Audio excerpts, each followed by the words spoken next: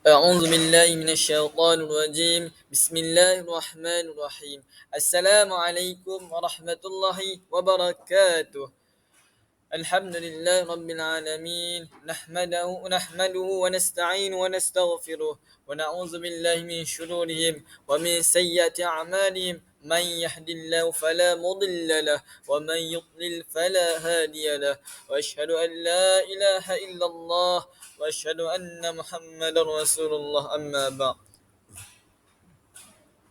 Nama saya Muhammad Khairul Faiz bin Osman. Jadi pada hari ini saya akan mempersembahkan persembahan digital berkaitan khusus Sirah Nabawiyah dan Tarikh Islami. Tajuk yang saya akan persembahkan pada hari ini ialah kepimpinan melalui teladan, iaitu metodologi kepimpinan yang diguna pakai dalam pemerintahan era Khalifah Ali bin Abi Talib dalam menangani konflik perpecahan berpandukan kepada Al-Quran dan Al-Hadis. Jadi apakah itu pemimpin? Pemimpin ini adalah merupakan ketua dalam sesebuah organisasi ataupun pertubuhan, yang mana pemimpin memainkan peranan yang sangat besar dalam menggerakkan sesebuah organisasi bagi mencapai tujuan dan hasrat ataupun objektif yang ingin dicapai oleh sesebuah organisasi tertentu.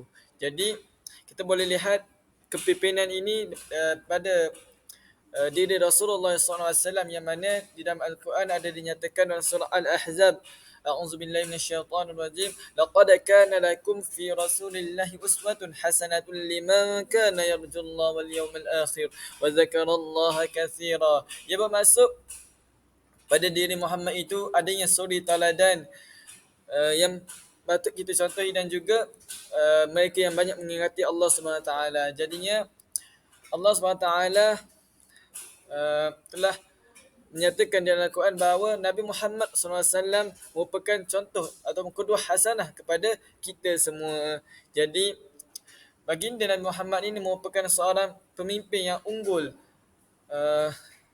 sejak berzaman lagi. Jadinya kita melihat kepada perbincangan kita pada hari ini, iaitu metodologi, iaitu strategi ataupun cara yang digunakan Khalifah Ali bin Abi Talib dalam menangani konflik yang berlaku semasa pemerintahannya. Jadi pertama sekali yang anda gariskan dalam perkongsian anda pada hari ini, iaitu Sayyidina Ali bin Abi Talib ini mengadakan majlis syura atau majlis tahkim, iaitu majlis perundingan bersama-sama ketua pemimpin. Jadi kisah ini bermula semasa berlakunya Perang Siffin. Perang Siffin ini berlaku berlaku kerana melibatkan peperangan antara Ali dan juga Muawiyah. Jadi peperangan ini tercetusnya akibat faktor politik.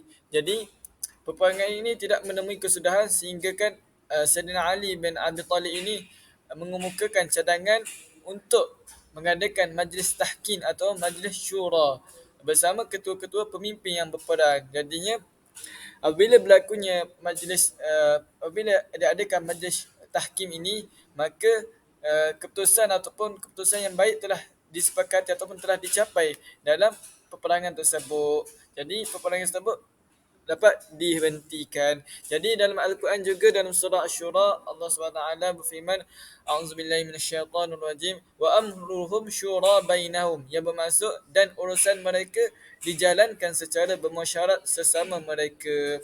Ayat 38.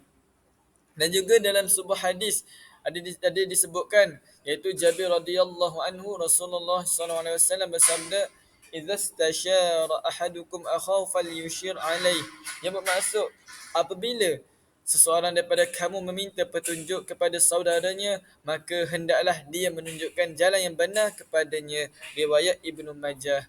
Jadinya Islam amat menggalakkan supaya kita ni mengadakan majlis syura atau mesyuarat sebelum mengemukakan sesuatu keputusan, agar keputusan yang diperoleh itu adalah keputusan yang baik buat kita semua. Jadinya metodologi yang kedua yang dilakukan oleh Sayyidina Ali bin Abi Talib ialah Sayyidina Ali bin Abi Talib ini tegas, iaitu bagi beliau ini memberhentikan atau memecat governor-governor ataupun pemimpin-pemimpin yang telah dilantik oleh Khalifah Uthman bin Affan, dan melantik pemimpin iaitu melantik governor-governor yang baharu. Hal ini bagi memastikan sistem pemerintahan pada zaman Khalifah Ali ini stabil dan juga mampu mengurangkan konflik ataupun pergolakan yang berlaku di dalam pemerintahan Khalifah Ali bin Abi Talib. Yang keduanya, Khalifah Ali bin Abi Talib juga menarik kembali tanah milik negara, iaitu menarik kembali tanah-tanah yang diberikan kepada keluarga Ali bin Abi Talib, kepada keluarga-keluarga tertentu.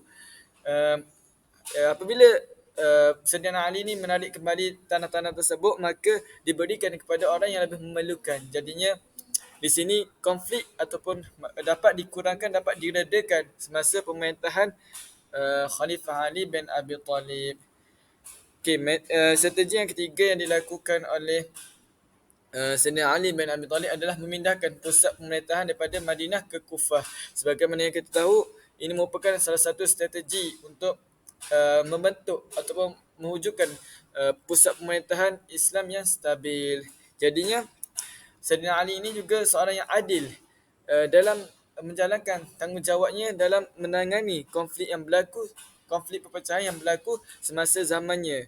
Dan juga dalam sebuah hadis ada dinyatakan 7 golongan yang mendapat naungan Allah SWT adalah yang adalah di antaranya ialah pemimpin yang adil.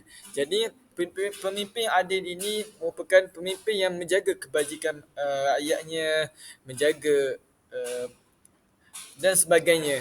Jadinya kita boleh lihat, kita boleh ambil lah kebaikan ataupun mengambil nilai-nilai positif daripada kepimpinan daripada Sayyidina Khalifah Ali bin Abi Talib, iaitu kepimpinan melalui tauladan. Jadinya kita tahu berlakunya konflik perpecahan semasa pemerintahan Khalifah Ali bin Abi Talib ini disebabkan oleh kematian Sayyidina Uthman bin Affan. Ketika ini, pada berlaku kematian Sayyidina Uthman bin Affan ini, tercetusnya konflik, iaitu sama ada ingin melantik pemimpin yang baru, khalifah yang baru, ataupun mencari pembunuh yang membunuh Sayyidina Uthman bin Affan. Jadinya apabila Sayyidina Khalifah Ali bin Abi Talib ini dibaiat ataupun diangkat menjadi khalifah, maka Khalifah Ali bin Abi Talib ini, beliau ini seorang yang berpandangan jauh. Jadinya beliau ini menangguhkan hukuman kisos yang sepatutnya dijatuhkan oleh pembunuh yang membunuh Sayyidina Uthman bin Affan. Jadi apabila mana keputusan ini dilakukan ataupun dibuat oleh Khalifah Ali bin Abi Talib, maka konflik perpecahan dapat diredakan, dapat dikurangkan.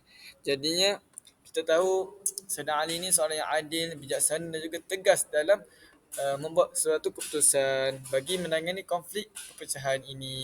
Jadinya sebagai kesimpulannya, kita sebagai umat Islam, kita sebagai pemimpin, kerana kullukum ra'in wa kullukum mas'ulin, setiap daripada kita ini adalah pemimpin. Jadi kita hendaklah mencontohi metod-metod yang digunakan oleh Sayyidina Ali bin Abi Talib, iaitu mengadakan majlis mesyuarat, syura, dan juga mencontohi baginda Nabi Muhammad SAW dalam memimpin sebuah organisasi, agar organisasi yang dipimpin oleh kita itu mendapat rahmat dan juga keberkatan daripada Allah Subhanahu Wa Taala. Jadi kita hendaklah menjadikan kepimpinan melalui tauladan. Jadi setakat itu daripada ana, wallahu a'lam. Apa yang baik itu datang daripada Allah SWT, yang buruk itu datang daripada diri ana sendiri. Assalamualaikum warahmatullahi wabarakatuh. Allahumma salli ala Sayyidina Muhammad wa ala ali Sayyidina Muhammad. Terima kasih semua.